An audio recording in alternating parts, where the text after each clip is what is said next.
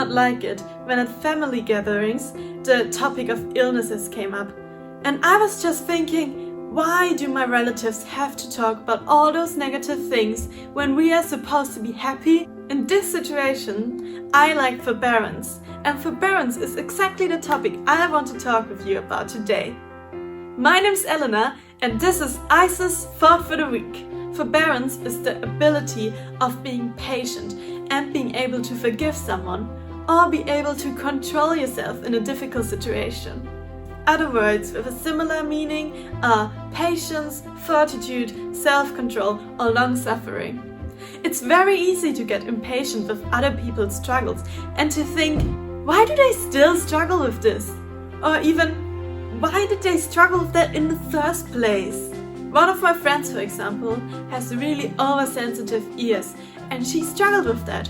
And when we went on Scouts trip together, she often told us off for being too loud. Sometimes I just started to get annoyed with her, and I was like, if she wouldn't have this stupid oversensitive ears, we could just have fun together, we could play songs on the guitar and sing along at the campfire however loud we wanted to.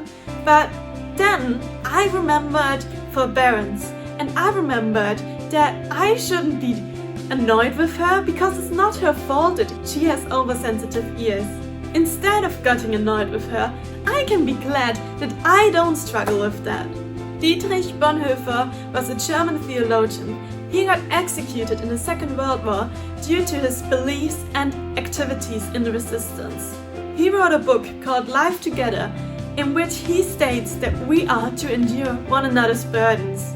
Besides, he states that it's the responsibility of the whole group to get someone back on the right track again. He wrote this in a church context, but I think this is easily transferable to society in general. If someone is in a bad place, we are supposed to help them to get better. Instead of asking, why are you still struggling? Ask, how can I support you? And do your best to help this person. Do you know someone in a difficult situation? How can you help them? Help can be in different ways. For example, emotional, like listening to someone, but also practical, like gardening for someone who doesn't have the physical ability to do that at the moment. However, be aware that you shouldn't carry all responsibility completely on your own. And if that's something you're struggling with, then please speak to an adult or to a professional and ask them to help this person on your behalf. What is one way you want to help someone this week?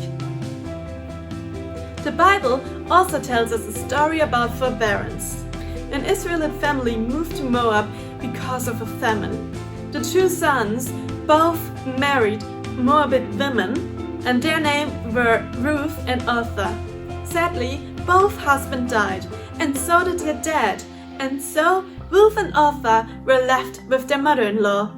Back then, it was very hard for a widow to live because the men were working and were providing for the family. When Ruth and Orpah's mother-in-law Naomi heard that the famine was over, she decided to go back to Israel.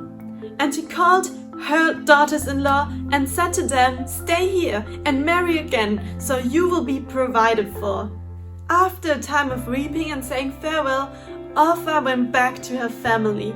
But Ruth was determined to stay with Naomi and moved with her together back to Israel. Ruth has mastered the skill of forbearance. She could have just said to Naomi, "Well, your problems aren't mine. I can be safe here, I can marry again, but you can see how you get along." Instead, she goes with Naomi in a foreign country and even works very hard there in order to provide for her mother-in-law. Is there a situation in your life where you can help someone in a hard situation and stay by their side just as Ruth did? And remember, even if you're not in a position to practically help this person, you can always pray for them. See you next time at ISIS Thought for the Week. Bye!